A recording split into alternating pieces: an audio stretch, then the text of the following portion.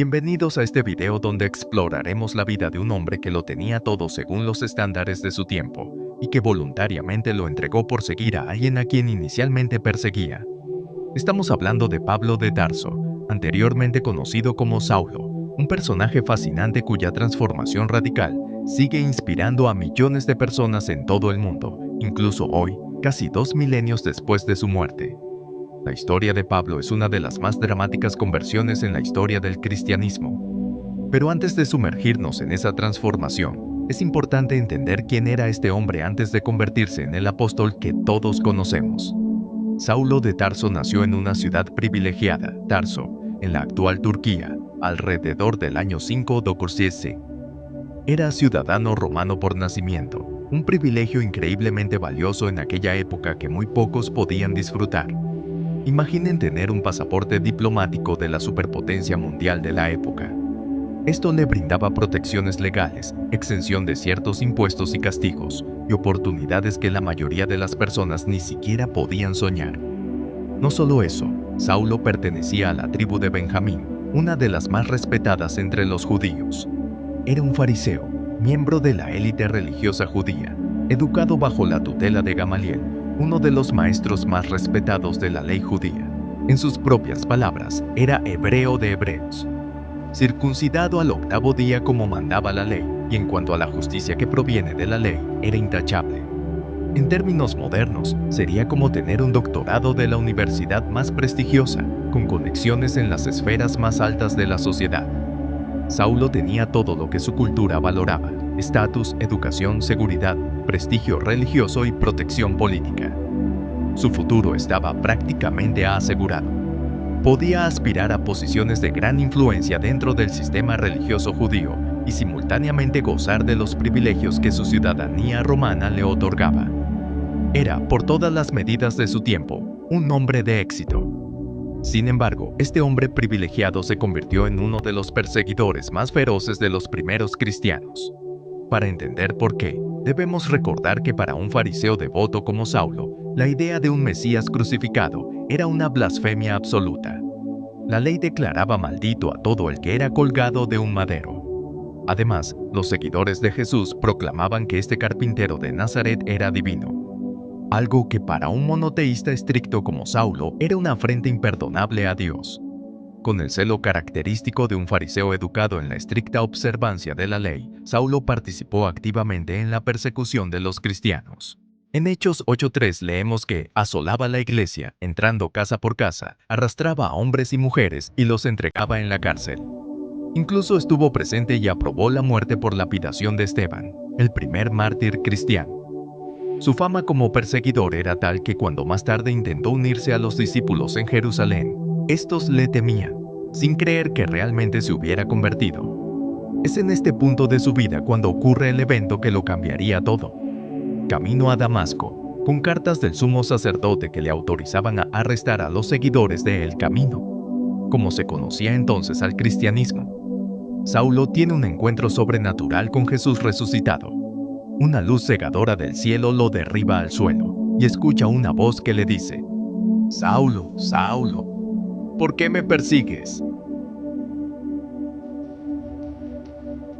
Cuando pregunta quién le habla, la respuesta es contundente: Yo soy Jesús, a quien tú persigues. Este encuentro dejó a Saulo físicamente ciego durante 3 días, pero paradójicamente le abrió los ojos a una realidad que cambiaría el curso de su vida. El hombre que había partido hacia Damasco como un perseguidor confiado y decidido, entró en la ciudad siendo guiado de la mano, vulnerable y dependiente de los demás. Es difícil imaginar un contraste más dramático. Lo que sucede después es igualmente extraordinario. Ananías, un discípulo de Jesús en Damasco, recibe una visión en la que el Señor le indica que debe ir a encontrarse con Saulo. Ananías inicialmente se resiste, conociendo la reputación de Saulo, pero obedece cuando el Señor le revela: Ve, porque instrumento escogido me es este para llevar mi nombre en presencia de los gentiles, de reyes y de los hijos de Israel. Porque yo le mostraré cuánto le es necesario padecer por mi nombre. Esta última frase es premonitoria. Cuánto le es necesario padecer por mi nombre. Y efectivamente, el costo que Pablo pagaría por su fe sería inmenso. Pero antes de entrar en eso, es importante destacar que la conversión de Pablo no fue simplemente un cambio de religión. Fue una reevaluación completa de todo lo que había valorado hasta entonces. En su carta a los Filipenses, Pablo escribe algo que debió haber sido absolutamente escandaloso para sus contemporáneos. Pero cuantas cosas eran para mí ganancia, las he estimado como pérdida por amor de Cristo. Y ciertamente, aún estimo todas las cosas como pérdida por la excelencia del conocimiento de Cristo Jesús, mi Señor, por amor del cual lo he perdido todo, y lo tengo por basura, para ganar a Cristo. Lo he perdido todo, y lo tengo por basura.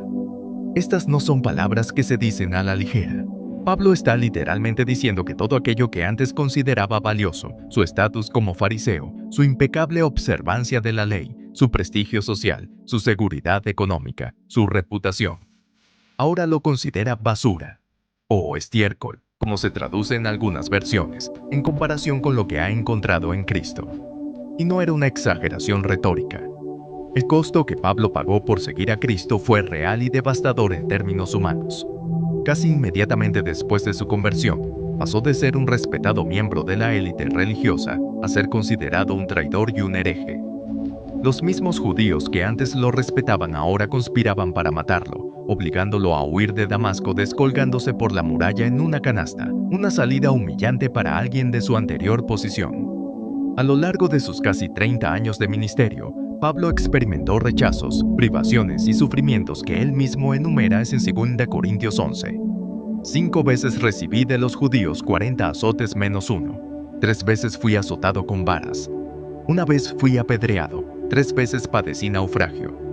Una noche y un día estuve como náufrago en alta mar. En viajes muchas veces. En peligros de ríos, peligros de ladrones, peligros de los de mi nación, peligros de los gentiles, peligros en la ciudad, peligros en el desierto, peligros en el mar, peligros entre falsos hermanos. En trabajo y fatiga, en muchos desvelos, en hambre y sed, en muchos ayunos, en frío y en desnudez. Esta no es la lista de logros de un hombre de éxito según los estándares del mundo. Es el catálogo de sufrimientos de alguien que ha perdido todo privilegio y comodidad por causa de su fe. El hombre que una vez tuvo acceso a las más altas esferas del poder religioso judío, ahora vivía como un itinerante, a menudo trabajando con sus propias manos para mantenerse, experimentando hambre, frío y constantes peligros. Aún más, Pablo perdió su libertad. Pasó varios años de su vida en prisiones romanas. Al final, según la tradición, murió decapitado bajo el emperador Nerón en Roma, alrededor del año 67 d.C. La ciudadanía romana, que había sido uno de sus mayores privilegios, solo le sirvió para tener una muerte relativamente rápida en lugar de la crucifixión que sufrían los no ciudadanos. La pregunta que surge naturalmente es, ¿por qué? ¿Qué podía valer tanto como para que un hombre renunciara voluntariamente a todo lo que la sociedad consideraba valioso? ¿Qué había encontrado Pablo que le hacía considerar todo lo demás como basura? La respuesta está en su propia teología, desarrollada en sus cartas. Para Pablo, el encuentro con Cristo resucitado reveló que todo en lo que había confiado anteriormente, la ley, su propia justicia basada en obras, su linaje, su posición social, era absolutamente insuficiente para reconciliarlo con Dios. Descubrió que la verdadera justicia no venía por la observancia de la ley, sino por la fe en Cristo. Este descubrimiento fue revolucionario. Significaba que no había distinción entre judío y gentil, esclavo y libre, hombre y mujer. Todos estaban en igual condición ante Dios, pecadores necesitados de la gracia que solo Cristo podía proporcionar. Para un hombre que había construido toda su identidad sobre sus privilegios religiosos y sociales, esta revelación debió ser profundamente desestabilizadora. Y sin embargo, en lugar de resistirse a ella, Pablo la abrazó completamente, aceptando todas sus implicaciones, incluido el costo personal que conllevaba. Pero hay algo más en la historia de Pablo que a menudo se pasa por alto. A pesar de todo lo que perdió, él no se veía a sí mismo como una víctima o como alguien que había hecho un mal negocio. Al contrario, se consideraba inmensamente privilegiado por haber encontrado a Cristo. En Filipenses 3:8, después de enumerar todo lo que había perdido, concluye diciendo que lo considera basura para ganar a Cristo y ser hallado en Él. Para Pablo, conocer a Cristo no era simplemente adherirse a una nueva religión o conjunto de creencias. Era entrar en una relación personal con el Dios vivo. era experimentar el poder de la resurrección en su propia vida. Era descubrir un propósito que trascendía las limitadas ambiciones de su vida anterior. En sus cartas, Pablo habla repetidamente de estar en Cristo, una expresión que aparece más de 80 veces en sus escritos. Para él, esta unión mística con Cristo era la fuente de una identidad completamente nueva. Ya no se definía por sus logros, su linaje o su observancia de la ley, sino por su relación con Cristo. Con Cristo estoy juntamente crucificado, escribe en Gálatas 2:20. Y ya no vivo yo, mas vive Cristo, bendito.